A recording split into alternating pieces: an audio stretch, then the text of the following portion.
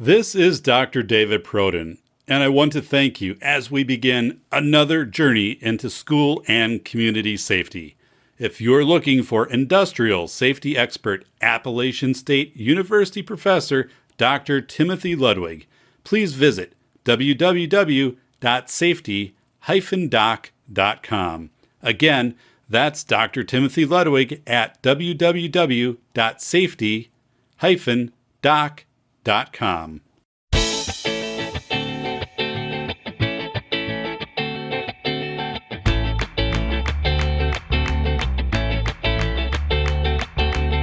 Welcome to the Safety Doc Podcast with author, radio host, and nationally recognized safety expert, Dr. David Proden. Join us each week as we discuss the best and most bizarre practices in safety preparation and crisis response. Follow Dr. Proden on Twitter at SafetyPhD. And remember, the truth will keep you safe. Hi, everybody. This is Dr. David Proden, and welcome to the Safety Doc Podcast. It has been a while since I did an episode, and I was busy preparing for my presentation July 3rd on Wisconsin Public Television, School Safety in America, Rhetoric versus Reality. So it was terrific. It went very well, and I was very well prepared for it. At least 100 hours, if not more, assembling this presentation. I ran it past a few member checks, I would record it down here in the studio and then watch it, make sure I was getting my timing down, making sure my content was clearly delivered. Yeah, and a couple people were checking it out for me. I'd email them and say, hey, I'm going to just post it on an unlisted link. If you want to take a look at it, give me some feedback, I'd appreciate it, and maybe a specific area that I thought was not as fluid in the presentation. And once you go through that, I mean, it really helps you. Every time I was rehearsing, I was coming out between like 56 and 58 minutes. So I had it down. And again, went well. So I'm going to talk about that in a little bit. But to give an overview of today's episode, paying the liar's dividend in school safety. So the liar's dividend, this is a term that I became familiar with as I researched and developed my presentation for Wisconsin Public Television. And it's very alarming to me because I think this is an area that we don't have a countermeasure for in schools. And right now, school safety is a $3 billion or possibly $5 billion industry, depends upon how you interpret the numbers. But you're not going to be able to fortify your way past the liar's dividend.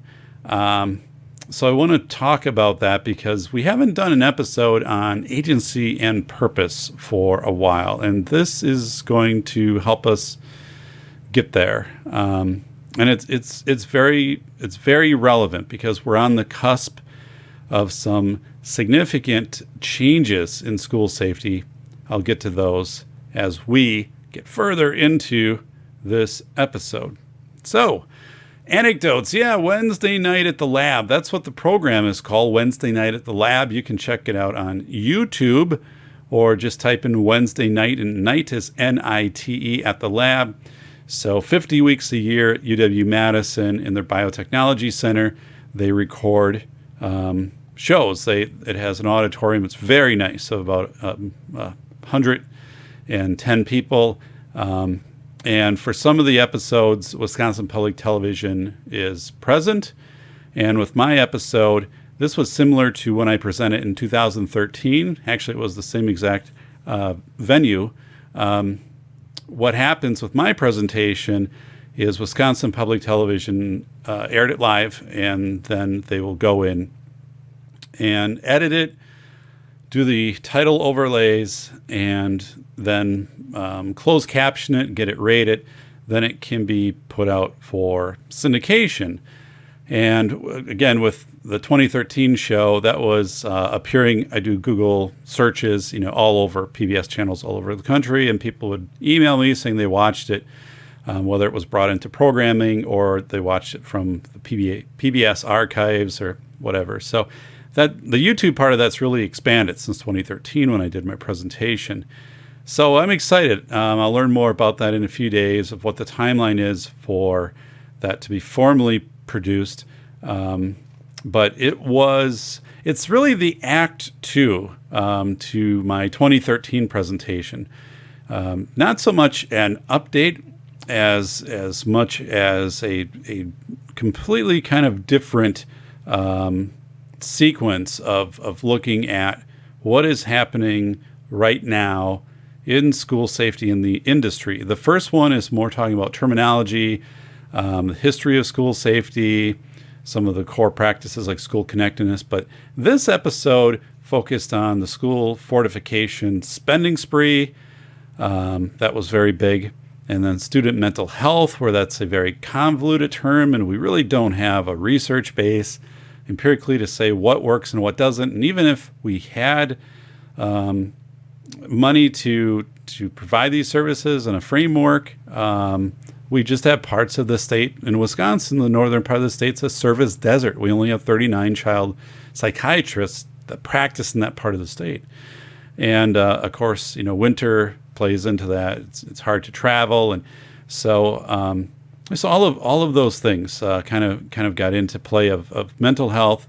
And then I ended with talking about deep fakes and avatar realism and the real threat that they bring to school safety, because once we erode trust in each other and trust in what is being told to us, as far as like news or what we're reading, for example, it starts to damage our agency and purpose. We become very skeptical. Some level of skepticism is necessary. We need to fact check. We need to verify our sources. But when it gets to be where it's almost the Matrix and you really don't know who's authentic and who's not, that can have some deep psychological impact, which I talked about in my presentation. So the presentation is on YouTube. So if you go to Wednesday night, NITE at the lab, Wednesday night at the lab on YouTube, you can search for that. You'll find the Wednesday night at the lab series. And of course, this is the July 3rd, 2019 show. And if you want it, you could type in and find my May 22nd, 2013 show. So some things changed. The technology was updated. So when you present, when I was there, you're at a very large podium as the presenter. And I don't know why I'm saying it was me, right? Unless you were there presenting too. If I didn't see you, I'm sorry about that. But so I'm at the podium, and once they turn the lights on, you really can't see out into the audience very well, because you're being illuminated. So as far as presenting, it's fine to look down at your screen. You don't look back at the big screen. That's typically, you're not supposed to do that. People have done it. I don't know. I might have done that a few times. If that's the case, they usually just edit around that. But so yeah, there's a monitor. You can see what you're doing. And what was different, the colors of how I put my presentation together, like graphs and things like that, were different on the big screen. Like they didn't transfer over exactly, and sometimes not even closely. It wasn't a big deal because I didn't do a lot that was relevant to color. And a couple pie charts I had, it was like 80%, 20, and 1%. So it's easy to see like the differentiation with that. But that caught me a little off guard. So had to work around that. And then it was ironic because I went out to a YouTube video, which was an excerpt, there we go, of a video by Igor Zakharov, who published this 6 weeks ago, Deep Fakes from a Single Image, where you have a single image that appears to be speaking, okay? So deep fakes. And I needed to get that under 30 seconds so it would be FCC approved. So I cut the clip down to 23, uploaded it to my website, linked out to it. And it worked okay during rehearsal. I was there early and went through it. But then when it actually got to the show, it got glitchy and it was hard to get out to the video. I eventually did, and it wasn't that big of a thing, but that's something that they'll edit out on Wisconsin Public Television. But that was the one thing I'm like, if there's anything that goes haywire with this, it's not me forgetting content, because I know the content inside and out. I've got the timing down. Plus, I figured out with my slide changer, which I've had for like 10 years, it has a vibration feature when you get down to 5 minutes and 2 minutes. So you set the timer, and I never figured out how to do that because I really didn't have to. So I went online, learned how to do it, and it's great. So I practiced with it, and then of course that was the way to make sure when I got to that point. And I looked, and I was right where I needed to be with my presentation. So got done everything. My entire presentation was under an hour, and then there was a question and answer section afterwards. So then you stay, and that can go on. They actually shut it down. There were still people like asking questions. Again, pretty big audience. But that doesn't typically get recorded. So I was surprised because I asked, do the cameras get turned off when I go to the Q&A section after my presentation? They said, yeah. And I thought they gave me the all clear, like the off indication, but that was still live. Like my entire question and answer section was live, which was okay. That's, I had to repeat the audience is the people who'd ask questions, repeat the questions so it could be heard by other people. But I went off screen because when I moved away from the podium and I kind of got more into the spotlights, like you can't see what's happening in the audience. You just get this light coming towards you. So I had to go off to the side and answer questions, which looks normal, like when you're doing it, when you're standing there. But with the camera didn't follow me. So the camera was static. And it shows like the image of where I was, presenting, and it's kind of funny. It's kind of funny. So, but yeah, it was an incredible presentation, a lot of energy, and when it started, it just clicked. Like I knew I was on, like I had it right from the start, and I am so thankful for the people that helped me with peer reviewing and with contributing to it. I mean, there's a wonderful core in the safety community, and I've really found those folks in the last couple of years. Like when I did it in 2013, that presentation, that was like flying solo back then. I didn't have this network to pull from, but I mean, it was in the field as an administrator, so I was using that knowledge. But this presentation, of course, much more informed because I've acquired my PhD, done so much with consulting and in those aspects, and just have built out this professional network to be informed. And writing my book, School of Errors, Rethinking School Safety in America, which you can order right now, Barnes & Noble, Amazon, Target, go on and order it. You're going to enjoy it. It's told through many stories, what contemporary safety is in America, and the clear message from it is, it's not sustainable, but it's not a book that says, here are the 7 things that you need to do, but it points out the things that have proven to be successful, like qualitative interviewing, focus groups, and things that just don't work, like surveys and things like that. And then we get into chaos theory, transference dynamics, simulated annealing, but all told through fascinating stories, like getting stuck on a mountainside, and what are you going to do? You only have so much food and so much time, and then how that is actually that psychological process is called simulated annealing. But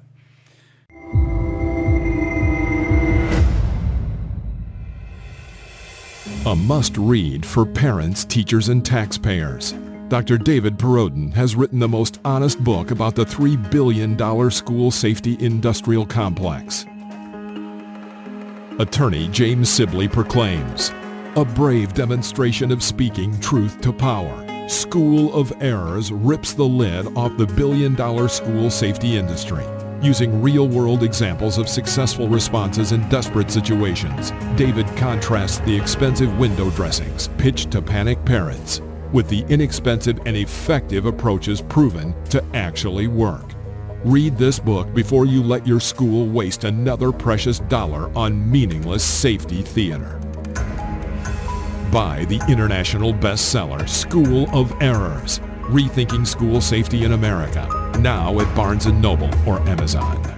So when I was giving my presentation at Madison, there was this torrential downpour outside, and you're inside of a multi-story building, and it's the first floor, and the auditorium is in the center of it, so you don't know what's happening outside. I mean, you can't hear the rain pounding or thunder or anything like that, nothing. So I didn't realize until the presentation was done that the road outside had flooded. Like 8 inches of rain water had accumulated on this road.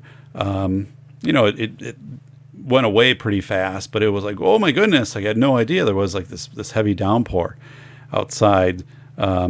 So I parked in the lower level of the parking ramp, but not the lowest level.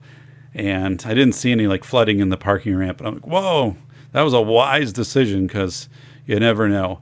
But so yeah, the episode is on YouTube. You can check it out, and then public television will be releasing. But again, it's really well done. I'm proud of it. I'm very happy with it, and happy for the people that helped inform me, so I could give this presentation. But it also took a good 2 to 3 weeks of my summer. Pretty much every day I was down here researching. I was calling people that had put together some of the charts and graphs that I used. I was rehearsing, and just this is important. I mean, the message needs to be clear to the audience. The timing needs to be down so it can be put into programming, which means it can't exceed 60 minutes. As the presentation, the question and answer section gets removed when they edit it for programming. So you need to do all of these things. And again, I enjoyed it, and I'm looking forward to another 5-6 years of coming back and doing the trilogy. School safety, infinity, and beyond. The road in front of our house is being replaced. I took a 33-second video of this huge machine which grinds up the asphalt and then throws it into a dump truck. Completely down, took all of it out, just made 4 swipes, road's gone. And the road was in horrible shape. I mean, patched and just awful. Obviously you couldn't do anything except replace it. It's old. So we're looking forward, obviously, to having the new road in front, because even the kids going to school in the morning, or me going out with the bike or whatever, it's an adventure. I mean, you have to dodge the potholes, and there's so much gravel and stuff like that would get on the road, or stones. So yeah, and just looking at the house, with a nice paved road in front, just adds that appeal. So yay, we always heard, there was always the rumor year after year, hey, this is the year that the road gets replaced, and it never happened. And now it's happening. So next week they're going to lay down the new pavement. So a shout out, I was going through my Twitter account, and as of right now, that's pretty much all I have for social media. I have safetyphd.com is my website, which contains a blog post. But yeah, I mean, Twitter is where I can be found. I don't have anything on Facebook, although I need to do that and intend to do that by the end of summer for the book, to have a page. But I'm going through looking at who's not following me anymore, or somebody I followed that, I don't want to follow. So I found that Sam's Tavern was following me. And I think when I started on Twitter, I don't know how many years ago, that was one of my first followers. So here, I'm going to give a little shout out to Sam's Tavern for being a loyal follower. Great food, great beer, done right, 3 locations, Redmond, Washington. I've never been there. And I just get a kick that for some reason for the last several years, Sam's Tavern has followed me. They have a nice website, have a full menu. So, but yeah. So let's talk about the liar's dividend. Okay. I'm going to define it. I'm going to share suggestions to counter it and identify how the liar's dividend will become an issue for student safety with the emergence of deepfakes technology. So here's the liar's dividend in an example. Classic example goes back to the early reports that cigarettes were linked to cancer. In response, the tobacco industry relied on journalism's honorable tendency to report both sides of the story and went on to suggest there were legitimate doubts about the validity of scientific research. So that is an example of the liar's dividend. By bringing this doubt in, you kind of legitimize something. So I'm going to give more examples. This will become more clarified as I go on. So this is from the Poynter, POYNTER.org. The article is written by Kelly McBride on May 17, 2019. It's called "The Liar's Dividend is Dangerous for Journalists. Here's How to Fight It." Okay. And Kelly writes, "This is a bigger problem than the oxygen theory, which argues that by debunking a falsehood, journalists give the claim a longer life. The liar's dividend suggests that in addition to fueling the flames of falsehoods, the debunking efforts actually legitimize the debate over the veracity. This creates smoke and fan suspicions among at least some in the audience that there might well be something true about the claim. That's the dividend paid to the perpetrator of the lie." Thank you for tuning in to the Safety Doc Podcast with the nation's leading safety expert, Dr. David Perrodin, author, radio show host, university instructor, researcher, expert witness, and consultant. Powerful testimonials. Dr. Perrodin has a strong reputation as the go-to safety consultant, and he was still able to exceed our expectations. When we went looking for an expert in the field of crisis preparedness and prevention, David was the single person we pursued. Not easy stepping into the touchier subjects of life, but Dr. David pulls it off. Take a listen. Now, back to Dr. David Perrodin and the Safety Doc Podcast.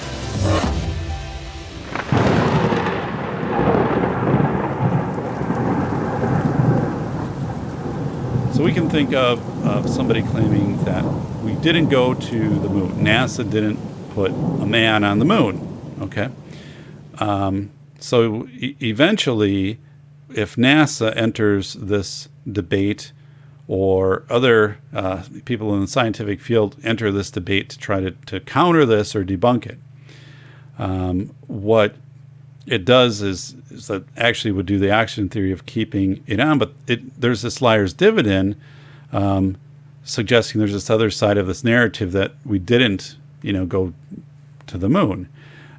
So even if that is debunked, okay, like this claim and this evidence is provided, now there's this question of the evidence. Well, has the video been doctored? Was this all done in a studio? I mean, so these things, even if people come forward and say, no, and like they have, I've been part of this and whatever, we have the records and whatever you present, someone could say, yeah, but I mean, this could have been done in a studio. This is what this person had argued. So you never quite get everybody back to the level they were with trust and with belief. Some people will go back there, they'll bounce back there with you. Maybe, quite a few people if your argument's strong, but you're going to lose some. They're not going to come back because they're going to say, I don't know. I mean, that argument is saying this could be done in a studio, the rock that kind of looked like it had a 3 on it. Yeah, I mean, I'm going to stay in the middle on this one. I'm not sure. I'm going to wait for more information to come out. Maybe there's going to be some revelation. So this when we have like video evidence, so like those types of artifacts, which can be manipulated, it really gives, it brings in doubt, so. Actually, Kelly McBride, I think, did a YouTube video on this too, and it's only like 3 or 4 minutes long. I watched it. So the Pointers plans to fight the liar's dividend in news. So they do have some ways they think that this can be addressed, and I have a thought on this set of countermeasures. The first one: competing news organizations should collaborate. Okay, I mean, that sounds really good, right? But I don't think that would be realistic, because news organizations, some of them also have partisan leanings. And if you collaborate, aren't you going to delay information getting out? And the fact is, this is just counter market. I mean, let's just be honest with it. It's counter market. People want news fast, okay? And they would rather have fast news than accurate news. So that's the reality. I mean, so to say, if we're going to collaborate and make sure that we can filter out and identify what we believe isn't authentic, or what might be a liar's dividend, might be a complete falsehood that's being told, would people be willing to either pay for that, like, a subscription, or have a delay in getting the information out, because so there could be some skepticism from the news organizations. They could share amongst themselves and say, yep, this is authentic, or, no, we think that there's a liar's dividend, that this is an attempt to put a position out there in order to just degrade the reality of what's happening. So to put doubt in people's minds. But yeah, I mean, unless I'm wrong, I can't imagine that would work. Open up the reporting process to expose the fakery. Okay. I had to look into this one a little bit. So Kelly writes, news organizations revealing the phony tips that they've been receiving. So saying, here's what we get reported into us, and showing the public, here's what it looks like, here's what we get, here's what we do with it. And basically demonstrating that good reporting starts with skepticism. So again, I think that I don't argue with that, of revealing some of the phony tips and how you identify that they were phony, and it shows that you're having some filters in your process. But again, I mean, is this going, how much are people interested in that? I mean, I guess that's the point. Like, I'm like, for me, it wouldn't sustain my interest. So to basically get to a point where you're almost proving that you've gone through a filter method with your big stories, I just don't see people caring for that. Again, they want the fast headline. That's what they want to go with, and they'll usually stick with that. Recognize the flaws in the business model.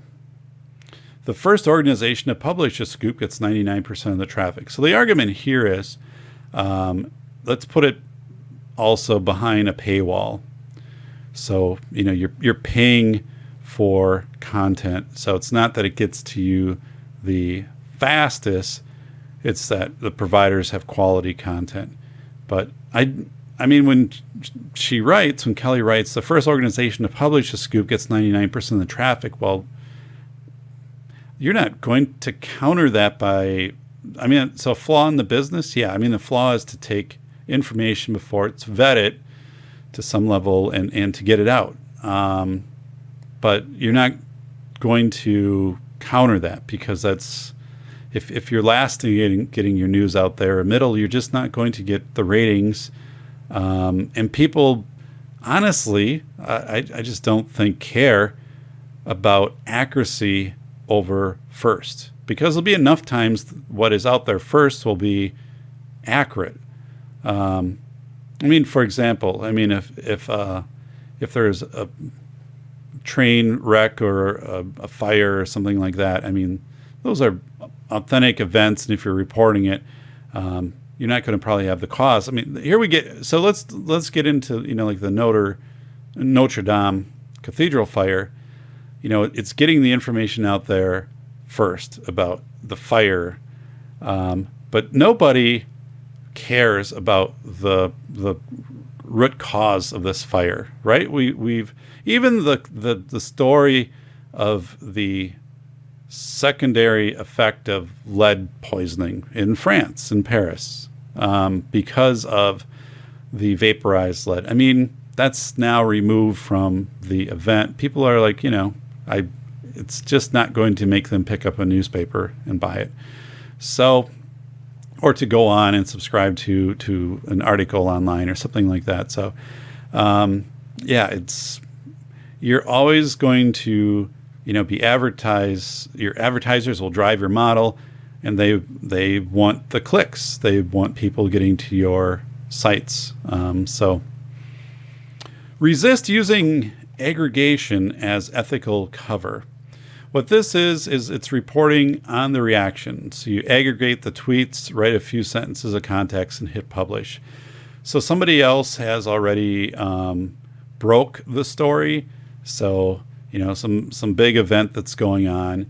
And then the way that you can get into it is you jump into it after the fact and are just publishing what people are saying about it. Like the tweets or the comments section, things like that, which really, again, aren't verified sources, and you're just trying to coattail to get into that. So what was interesting to me is I didn't quite make sense of this until I read a little bit later underneath this heading. And then Kelly kind of makes it crystal clear. She wrote, "The amount of deliberately falsified information is likely to increase, as will the sophistication of the fakes being pushed on reporters in a competitive news environment." So fake articles, but also, we need to realize deep fakes. And we'll talk about that in a little bit. But yeah, the information that's just out there because other people are trying to get some of those clicks. So there was a comment posted to this article, and the comment said, "There has been so much research done into this issue, neuroscience, psychology, sociology, and the fact remains there is little we can do when people prefer to believe their values over facts." So values, I talked about customer perceived value in a previous podcast, also spoke about it at Wednesday night at the lab. But if people first align to your personal values, okay, so that's one. But let's say school safety. I'm going to go back. The fact remains there's little we can do when people prefer their values over facts.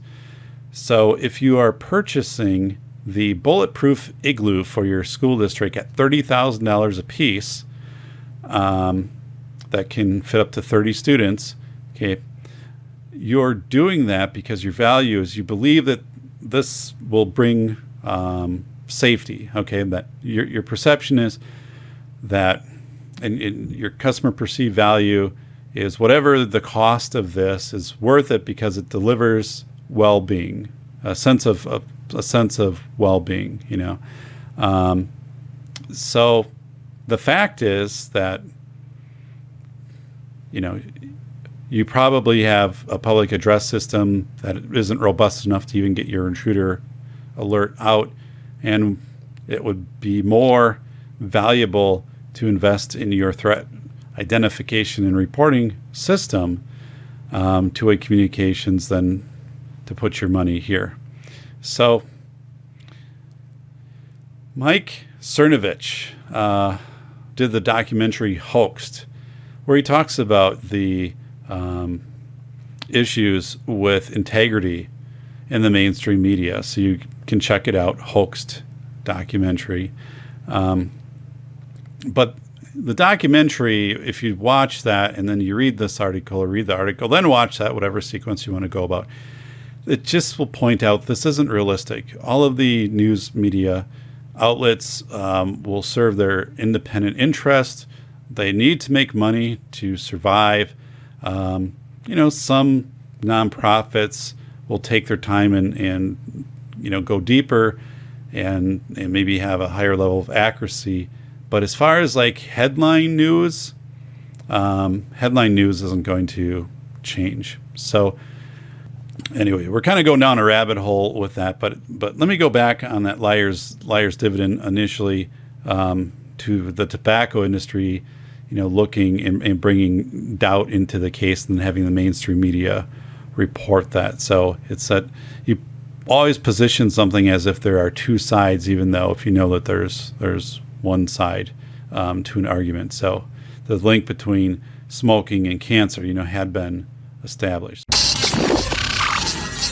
Thank you for tuning in to the Safety Doc Podcast with the nation's leading safety expert, Dr. David Perrodin, author, radio show host, university instructor, researcher, expert witness, and consultant. Powerful testimonials. Dr. Perrodin has a strong reputation as the go-to safety consultant, and he was still able to exceed our expectations.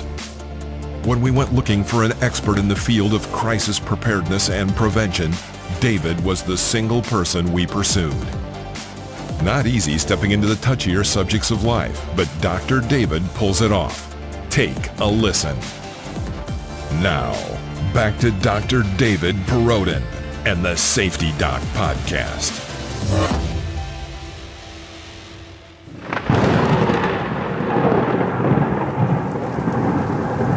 So, school safety. When the perceived value is a safer school, the adults agree to the devices, apps, and programs marketed to them. It's also confirmation bias.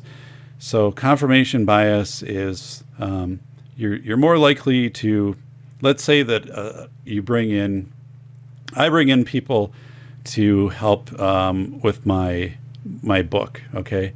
I'm more likely under confirmation bias to bring in people who agree with me or their work. I've reviewed their work and I agree with their work. So basically, they're just kind of validating what I've done.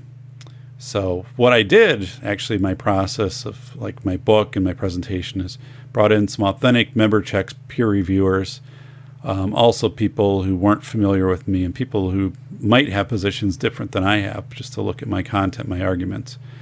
But we have confirmation bias. The marketer reinforces that parents' fears are justified. It's also pareidolia. So the parents see they're predisposed. That's the thing. They're predisposed to making these connections when they see the yellow bollards in front of school. They see fences. They associate. They see these things, and this transfers into what they perceive as safety. So they're seeing images of safety. And bollards in front of school is a great example. They're seeing signs of safety for intruders, right? But we know that intruders aren't using their cars to break down the doorways of the front doorway of a school and then enter the school that way. That's not the pattern. So if we look at these bollards, yes, they would stop a vehicle, but if there was someone coming to the school as an intruder with weapons, they would just walk right through the bollards. I mean, the bollards are 3 feet apart, so it just doesn't make sense. But it's pareidolia. You're looking at it and you're thinking, my school's safer because these are here. Well, they're safer for a particular event which could happen. It also introduces risk and problems. Like in winter, they get snow around them, they get slippery. It is a main entrance, and now you have an obstacle you have to navigate as you're coming in and out of the building. And if people are in front of you and all of a sudden they move to the side, you can bump into this thing. In a short distance, not going to be a big deal. On bike trails in Ohio, Pete Medic of Ohio Trailways wrote about how bicyclists die when they hit these things, or cross-country runners. So, this whole pareidolia coming in to play. The adults manifest this false sense of safety. Like our 8th graders are just fine because we swapped out a virtual reality field trip for their authentic trip. So the liar's dividend that was happening, that was in 2017, the district outside of Cleveland, Ohio. The parents canceled the 8th grade trip. And it was a liar's dividend, which led to that because some of the some media posts were saying, well, if North Korea were to launch toward Guam, or like if they could launch a missile toward the United States, like, could they actually get one to Washington, D.C.? And it was just this time when people, that wasn't happening. It wasn't probable. It wasn't like we were at high risk for this. But the parents, it brought enough of a liar's dividend by the people putting this out there that the parents were like, nope, we're not going to do it. Even though the superintendent said, there's DC is safe. The State Department didn't issue any type of, heightened alerts for the country. So this was just a shame. But that's how the liar's dividend can rob people of these authentic experiences and make people pull closer into their torus or into their self-similarity and not do reconnaissance and not explore the world.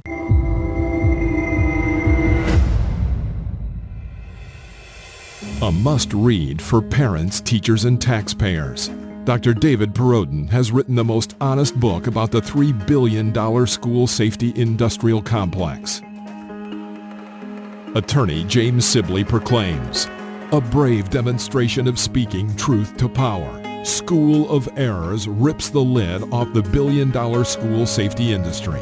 Using real-world examples of successful responses in desperate situations, David contrasts the expensive window dressings pitched to panic parents with the inexpensive and effective approaches proven to actually work. Read this book before you let your school waste another precious dollar on meaningless safety theater. Buy the international bestseller, School of Errors, Rethinking School Safety in America, now at Barnes & Noble or Amazon. So let's move into deep fakes. Talked about this in my presentation on Wisconsin Public Television. So first of all, I did a podcast, podcast 92 on Avatar realism. Have we crossed the uncanny valley? So let's work through some terminology here at the start. The uncanny valley, that's a term from 1970, Masahiro Mori, a robotic engineer. What he was observing is the more a robot looked human-like, the more repulsed people were by it. And the more it looked not human, people were generally okay, with interacting with it. Or if you got to a point where it would be virtually indistinguishable from a human, people were okay with that. So this uncanny value you had to cross. Now, back in 1970, we didn't have to worry about that because we didn't have the technology to create robots that were human-like. And we didn't have electronics which could create avatars and deep fakes and things like that, which could give people the impression that they were interacting with someone that was authentic who wasn't authentic. So, but he started to see this, in some of the work that he had done. And there's been attention to that uncanny divide in movies, like The Incredibles purposely made the characters angular so they wouldn't be confused with being almost lifelike, because kids don't react well, and adults, but especially kids, to characters in animations that seem too lifelike. So terms, Avatar realism. Avatar realism is the creation of a little Michaela. You can look that up online, Michaela Sosa. But Avatar realism is just that. That is completely that's a fake person. That's an avatar. It's fake. Computer generated. It's not authentic. It's run by a team of engineers. They call them dreamers, marketers, whatever. But they're at no time that this person ever exists. So you're subscribing to, you're following, you're listening, you're reading tweets, social media posts, Instagram, stuff like that from this person. It's all being managed from behind the scenes if there is no person. Okay. So that had hit the scene after 2011. That started to come into play, got better and better. People could kind of detect, that a lot of them weren't authentic, especially things like getting the hair. That was really hard, like getting the hair to move in the right way for anything that would be animated for like a commercial purpose. We're not talking like a Pixar here. We're talking, somebody like me putting together like an avatar, like the home version. So by the way, I updated my Photoshop from the 2001 version, which no longer operated on my system here for the last few years, to Photoshop Elements 9, which came out in 2011. And I got it used very cheap. Works perfect for what I need it to do. Had great reviews, and I'm like, this will be good because the latest one was just too sophisticated and over the top. So it's nice because I don't need to go into a book to learn about it, although I did buy a used Photoshop Essentials Dummies, or whatever for Dummies, that series book, off of eBay for like $3.50, including shipping. It had been a library book, so just to go through and get that, because I need some photo editing stuff. I'm doing more graphics work now that I'm presenting more, and I just don't have anything to do that with. So I will not cross the uncanny divide. If you see my presentation, my map of Wisconsin, which took me several hours to assemble with just a red line across the middle and using Photoshop Paint, or Microsoft Paint, I should say, to color in 4 of Wisconsin's 72 counties. Did the job, but very functional. But yeah, I need to up my game on that. Okay, so avatars, not real. Never real. Deepfakes, real. So a deep fake targets a person. Okay, let's think about this. A deep fake targets a person. So a deep fake, if somebody made a deep fake of me, it would actually be, you'd be watching me right now, and I would be presenting, but they would probably alter this they would have text to speech software, which would be close to my actual voice. I mean, I have so much out on the web that it would probably be indistinguishable. My head movements, this is where Igor Zakharov and Samsung Labs 6 weeks ago came out with just a single photo, and they were able to animate it through different sets that they had of just, people's typical movements and show this animation. And then if they could get like 8 photos, I could get it pretty close. But, you can still pick these things out, right? They're still choppy. We're not there. So a deep fake targets a person. That's the thing. So a person meaning me, you, anybody. So who can use this deepfake software? You can buy a gig for $20 online.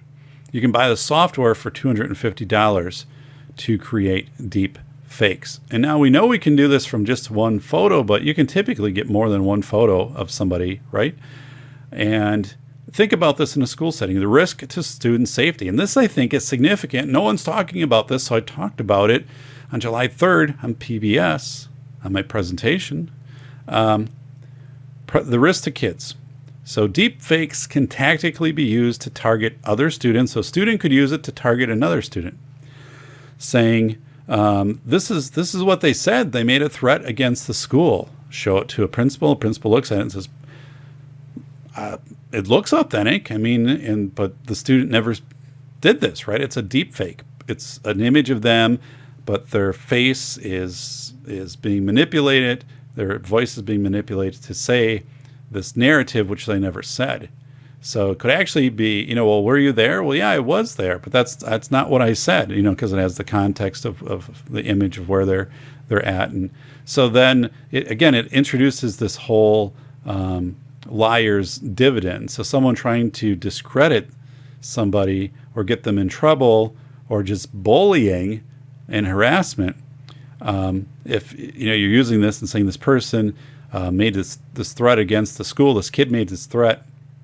Well, how do you prove that that's not authentic, right? What are the immediate measures that you have to take? I mean, so do you temporarily suspend the student? Do you call the authorities while you're investigating this? What happens? Who supports that student as they go through this? Is there the recipient of this? I mean, I don't know. We don't have answers for this. And the fact is, the intelligence community believes by the year 2022, you can make a deep fake of anyone, and it will be largely indistinguishable from an authentic video like what you're seeing right now. So this is terrifying. So yeah, how do we teach kids to authenticate information, for one? So they're going to see the little Michaela's online, who's really a marketer. You know, she's doing ads and stuff like that. So, but you're gonna start to see other people online and their news sources, and how is this authentic versus this is a deep fake? This is somebody manipulated. And if it's their friends, and you're going to have, this will be targeting, maybe a student targets a teacher targets another teacher, you know, in some cases. I'm just saying there's no bounds. We're going to see this all over the place. So the integrity of our K-12 system, our K-16, our entire education system is stressed by this, significantly stressed. And you know, at what point does it fatigue? At what point do you say, because you've said, I have this video of you making this threat or you know, or these racial comments or whatever it is, discrimination filled, you know, comments, you know, you are losing your place on campus, or we're suspending your scholarship, or whatever it is. And then you have to go through some investigative, you know, process. And how do you work with that? Because right now, to, you know, likely prove these high-end fake, not likely, but how they prove these high-end deep fakes, like the Katie, not Kay Jones, but high-end deep fakes aren't authentic. It takes a forensic team to look at and say that person, they weren't really saying that. Like we had the Nancy Pelosi video, you know, that came out, and people went with it of saying, oh, it looks like she's over-medicated or something like that. And it was somebody who introduced a liar's dividend of this deep fake of manipulating her video. So she was slurring her words and seemed incoherent. But once even that was found out, okay, that wasn't authentic, it still stayed up on social media for quite a while. I think it's probably still up there right now. I'm not sure, but there was a reluctance to bring that down. So this is somebody in government, you know, in a position.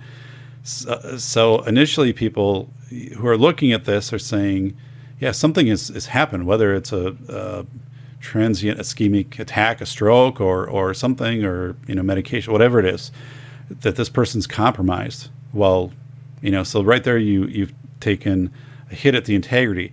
Now, even though it's been proven, that this was manipulated, because you do have then the authentic version of it. So you do have the two versions. So that, I guess you have that. But if you didn't have the authentic version of it, if this person just went in and created this version, you would have no authentic to compare it to.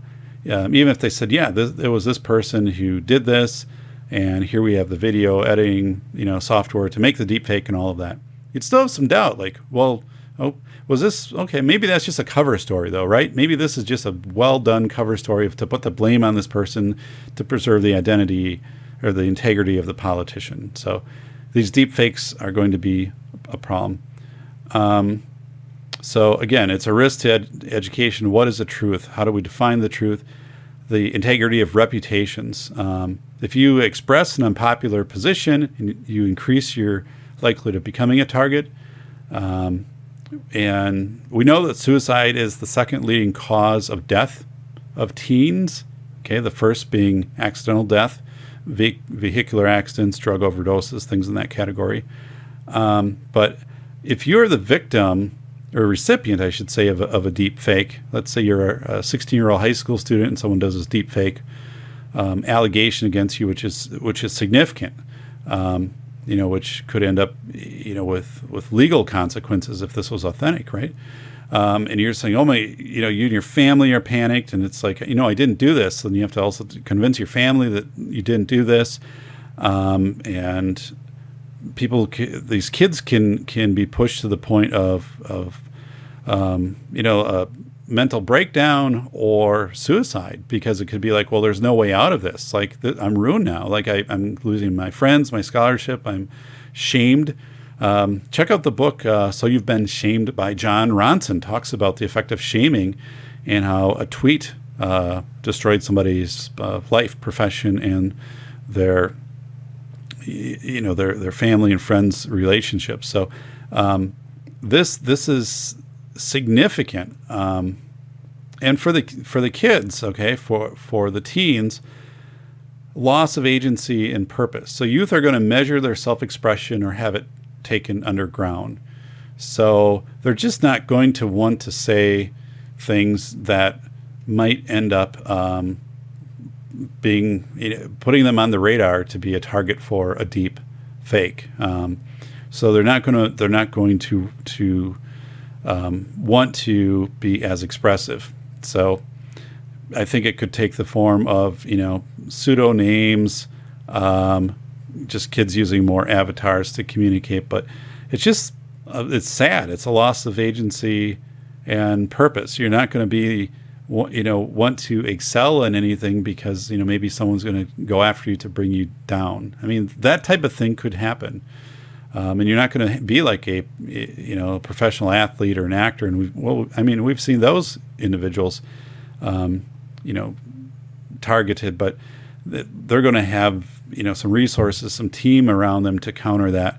But you're not going to be able to hire a forensic team necessarily to prove your innocence. So we begin with educating educators about deepfakes, and this needs to come into policies and also then practice of teaching kids, here's what deepfakes are, here's what avatar realism is, and here's this incentive that we know as the liar's dividend of why people might use this, and also here's the consequences. Because if we lose this in this generation, I don't think we ever get it back. We ever get a level of trust. Everything that's said, everything that's stated, it's always going to be like, yeah, whatever, maybe, and it's, as a society, I don't know how we function as that. So maybe not the happiest of podcasts here, but this is a big one. Check out deepfakes. There's a lot on the web with it right now, especially Igor Zakharov. It's about a 6-minute video that he posted just to let you just to help you be aware, especially as a parent or an educator, of what is happening. If we have awareness around it, and I think there will be some countermeasures. I don't know what that is, but step right now is awareness. So thank you, 405 Media, John Grant, for airing the show out of Los Angeles, California. Everybody, take care. This is David Proden, the Safety Doc.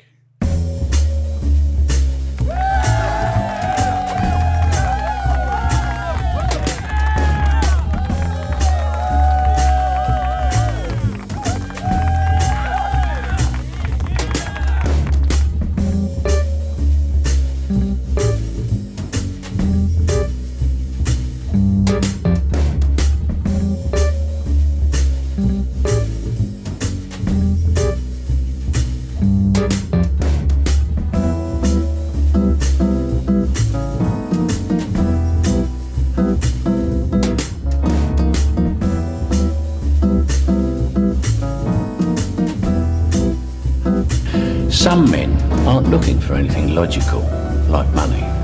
They can't be bought, bullied, reasoned, or negotiated with. Some men just want to watch the world burn.